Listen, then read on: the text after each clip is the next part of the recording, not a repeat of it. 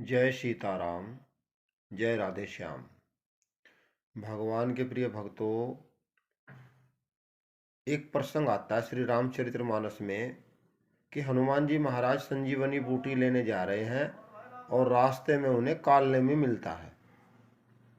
इस कालनेमी के बारे में गोस्वामी जी लिखते हैं, उबरही अंत न होवही निभाऊं, काल नेमी जिमि रावण राहु। भगवान के प्रिय भक्तों, हनुमान जी महाराज जो है वहाँ क्यों रुक गए? बहुत जरूरी काम से जा रहे थे, लक्ष्मण जी के प्राण भी संकट में थे, और हनुमान जी वहाँ रुके क्यों?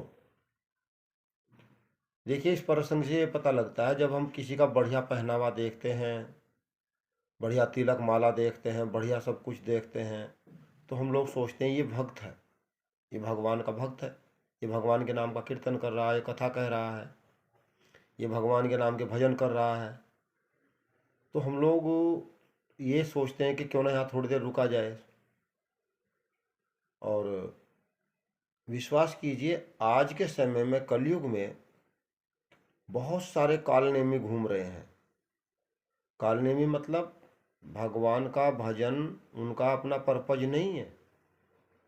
उन्हें भगवान के भजन के माध्यम से अपना उल्लू सीधा करना है। उन्हें दूसरे के भलाई से कोई मतलब नहीं है, दूसरे का भला होगा। तो भगवान के प्रिय भक्तों, पहले तो हम लोग ये समझे कि भक्त कौन है, अभक्त कौन है। और जो भक्त हैं, हम उन्हीं की शरण में, उन्हीं के मतलब सानिध्य में अपना जीवन व्यतीत करें। क्योंकि अब मोहि भाव भरोस हनुमंता, बिनु हरि कृपा मिल ही नहीं संता।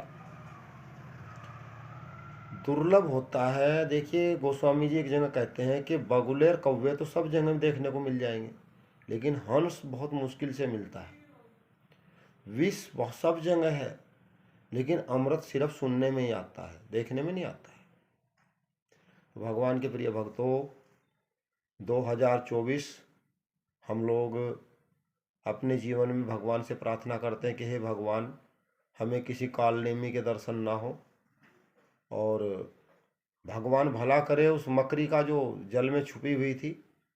और उन्होंने हनुमान जी को बताया कि ये राक्षस है, ये पुजारी भगत नहीं है, ये कोई भगवान का भक्त नहीं है, तो राक्षस है, ये आपको ठगना चाहता है।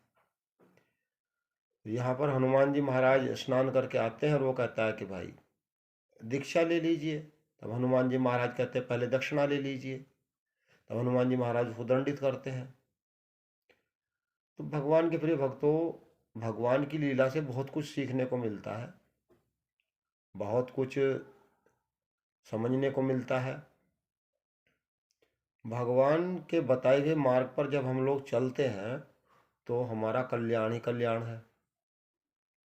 और जब हम भगवान की बात को अनसुना कर देते हैं, इस कान से सुनते हैं उस पर निकाल देते हैं, तो नुकसान हमारा ही है, इसमें भगवान का कोई नुकसान नहीं है। भगवान ने एक जगह ये भी कहा है कि अगर मैं पृथ्वी पर जाकर के लीला ना करूं तो लोग पथ भ्रष्ट हो जाएंगे। क्योंकि बड़ा आदमी जैसा कार्य करता है, दूसरे लोग भी उसका अनुसरण करते हैं। भगवान के प्रिय भक्तों, बैकुंठ लोक से पृथ्वी पर आकर जो भगवान ने वृंदावन में, अयोध्या में, गोकुल में जो लीलाएं की हैं, वो हमारे लिए हैं। हमें उन्होंने सद्मार्ग दिखाया है। नहीं तो बैकुंठ लोक में बहुत आराम है, यहाँ उन्होंने नाना प्रकार के कष्ट भी सहे हैं। और मनुष्य को उन्होंने कहा कि भाई कष्टों में घबराना नहीं है, कष्ट तो उन्हीं के जीवन में आते हैं जिन्हें भगवान अपना मानते हैं। पैसे में 48 प्रकार के दोष बताए गए हैं, धन में 48 प्रकार के दोष हैं। मैंने अक्सर जीवन में ये देखा है कि बहुत से लोग पैसे वाले हैं तो शाम को ड्रिंक करते हैं, या कुछ उल्टा सीधा खाते हैं, या गलत संगति में बैठते हैं, या किसी की बहन बेटी को कुदृष्टि से देखते हैं। बहुत कम लोग ऐसे हैं जो पैसा होने के बावजूद भी सही मार्ग पे हैं। भगवान एक जगह कहते हैं, अगर आपके पास रूप है, धन है और विद्या है, और फिर भी आपको अहंकार नहीं है, समझ लीजिए आप पर मेरी कृपा है। रूप का भी अहंकार नहीं है, धन का भी अहंकार नहीं है, विद्या का भी अहंकार नहीं है, समझ लीजिए आपके ऊपर मेरी कृपा है। तो भगवान के प्रिय भक्तों, 9 वर्ष की बहुत बहुत शुभकामनाएं। जय सीताराम, जय राधे श्याम। गौ माता की जय हो।